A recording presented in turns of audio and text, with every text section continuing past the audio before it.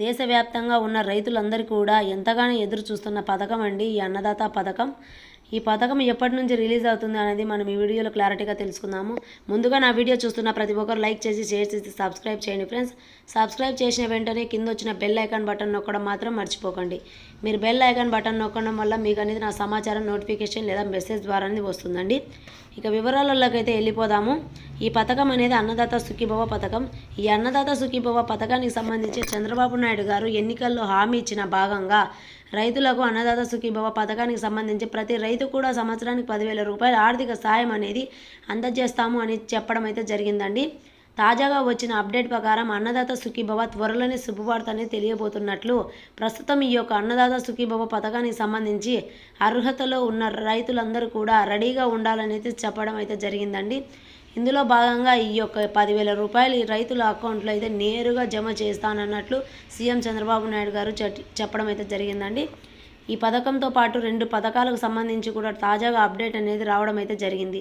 మీకు అన్నదాత సుఖీభవ పథకానికి సంబంధించి డబ్బులు రావాలి అంటే మీరు కంపల్సరీగా రిజిస్ట్రేషన్లు చేసుకోవాలని అయితే సీఎం గారు చెప్పడం అయితే జరిగిందండి. ప్రతి ఒక్క రైతు కూడా ముందు అంటే 2018-2019 సంవత్సరంలో అన్నదాత సుఖీభవ పథకం ద్వారా డబ్బులు అనేది ఏ విధంగా జమ కాబోతున్నది అనేది మనం తెలుసుకుందాము. అదేవిధంగా దానికి సంబంధించి అప్డేట్ అనేది నేను తెలియజేస్తాను. ఇలాంటి తాజా అప్డేట్లు మీరు ఎప్పటికప్పుడు తెలుసుకోవాలంటే మీరు నోటిఫికేషన్ రావాలంటే మీరు తప్పకుండా నా ఛానల్ని సబ్స్క్రైబ్ చేసుకోండి. అలాగే లైక్ చేయడం మాత్రం మర్చిపోకండి.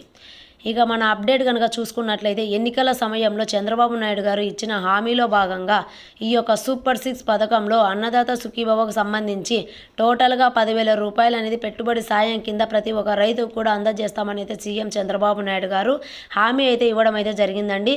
ఈ హామీలో భాగంగా మనకు ఈ సంవత్సరంలోని అన్నదాత సుఖీభవకు సంబంధించి రిజిస్ట్రేషన్లు చేయబోతున్నట్లు దీనికి సంబంధించిన అర్హత ఉన్న ప్రతి ఒక్క రైతు కూడా సిద్ధంగా ఉండాలని అయితే చెప్పడం అయితే జరిగిందండి.